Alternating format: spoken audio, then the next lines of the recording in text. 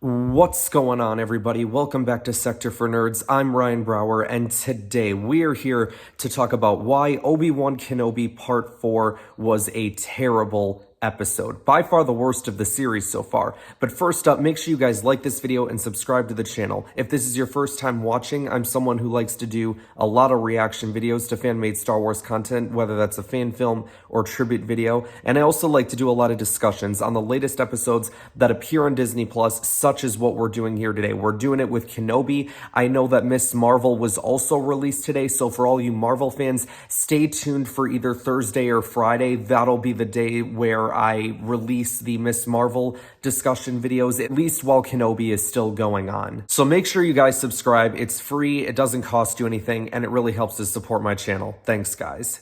Okay, so let's talk about this episode. I'm gonna let y'all know right now, this is probably gonna be the most negative I've ever been about anything, honestly, and it's more so disappointment. But you know what? I do have a little bit of positivity to start, and it's gonna take me all of about 20 seconds. Okay, ready? Here we go. I love the part where Obi-Wan pulled a Star Killer from the Force Unleashed 2 trailer. You know, he's swinging his lightsaber at stormtroopers, turns it off, turns it back on, takes out another one. The hallway scene where Obi-Wan is using his lightsaber was also freaking cool, though it does beg the question, why the heck is he all of a sudden so good at using his lightsaber when he just sucked at it in the last episode? And the other interesting scene is when Obi-Wan entered the tomb of all the dead Jedi, and one of the Jedi in there was Jedi Master Sinube. We see him in the Clone Wars helping Ahsoka find her lightsaber. Full disclosure, I actually didn't even realize that it was him until my brother and I talked about the episode on the phone. And then I realized, oh my gosh, yeah, of course that was him. And that, my friends, is all I have good to say about this episode, because the rest of this episode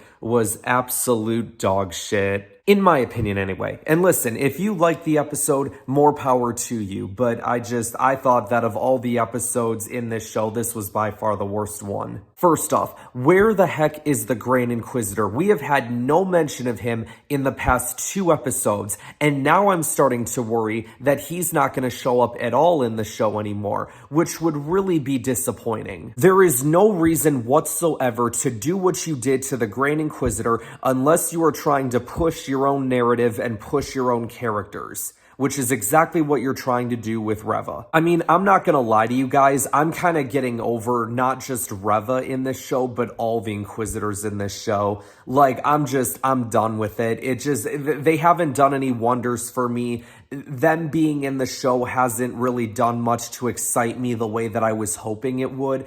It's literally just become a game of, well, I want to be the Grand Inquisitor. No, I want to be the Grand Inquisitor. No, I want to be the Grand Inquisitor Vader. Like, that's literally all I can think of when I'm watching these Inquisitors on screen. And that end scene with Vader, like, I'm gonna be honest with you guys, even when Vader showed up at the end, I'm like, oh gosh, this is just gonna make the crying even worse.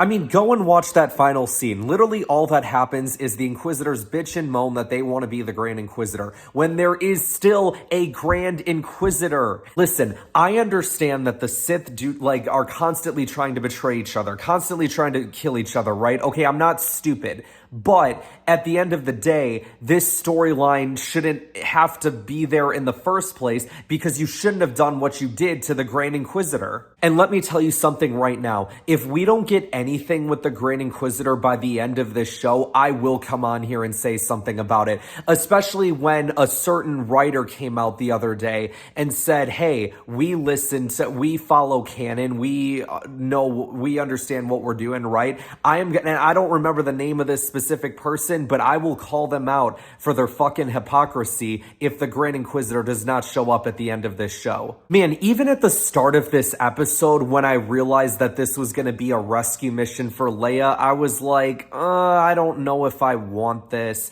Like, and that's really sad too, especially the fact that she was taken to Fortress Inquisitorius. Like, oh my gosh, it's the place from Jedi Fallen Order, like, which is like that final level of Jedi Fallen Order, a really intense level, a lot of enemies that you have to go through. You end up fighting the second sister, you have a confrontation with Vader, so much happens.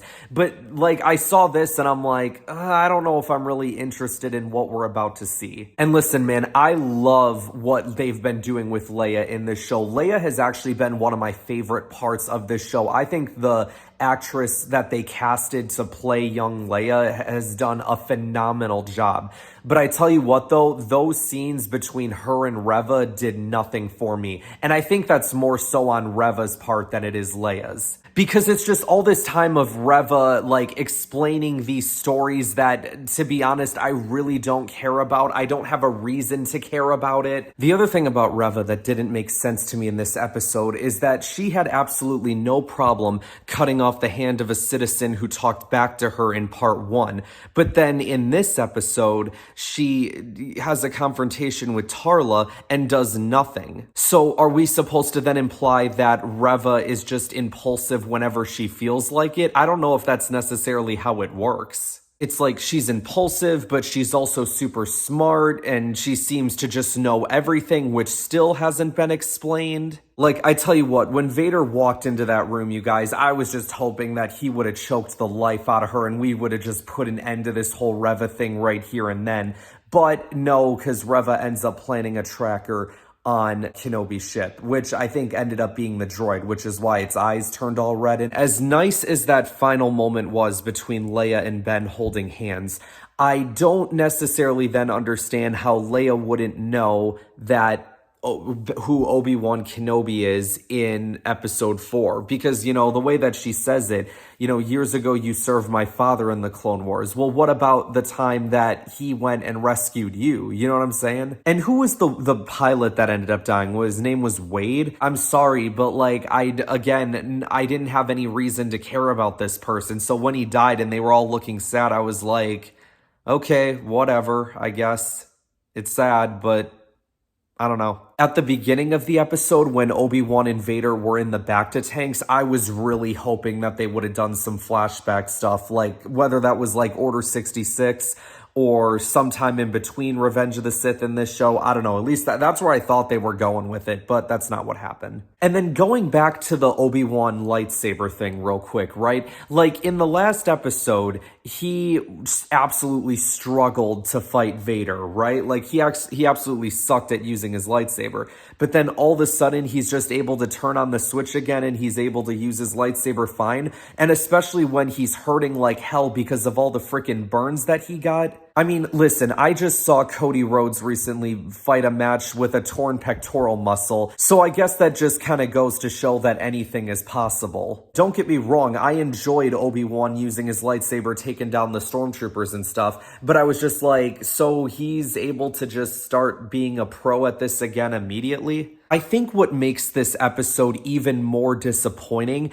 is that it's in a series that had all the hype in the world surrounding it. Think about how excited everybody was when they announced this Kenobi show, and the fact that Hayden Christensen was going to be coming back to reprise his role as Vader. You had all this hype in the world. Look at Star Wars Celebration. Listen to the reactions that Ewan and Hayden got while they were out on panels, while they were doing the interview. Like, so much was going on there, and it had all this hype. So maybe part of the problem is like I set my expectations too high, but I just don't even know if that's necessarily my fault, especially with how crazy the hype has been for this show and the fact that it's going to be a show about legacy characters. So it's like, I think when you have a show that's about legacy characters, there comes a certain expectation with that. And when it doesn't meet expectations, it's bound to disappoint. Overall, I think the show has been decent so far. I liked episode 1.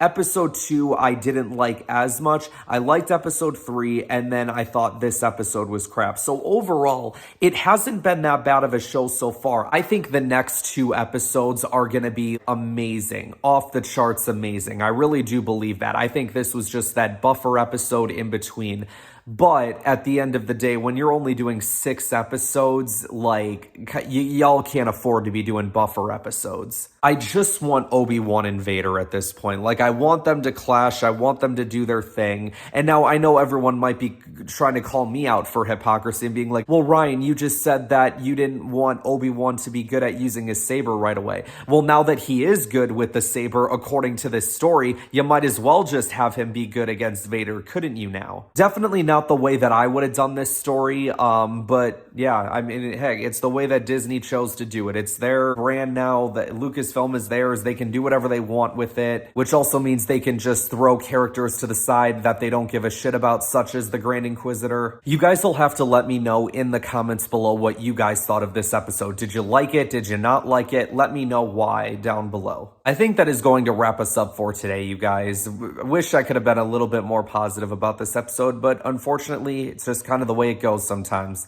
Like I said, I'm going to tell you guys like it is. If I like something, I'm going to tell you. If I don't like something, I'm going to tell you as well. Make sure you guys like this video, subscribe to the channel, share this video around to help support the channel, and I will see you guys next time. Like a panther. Yes?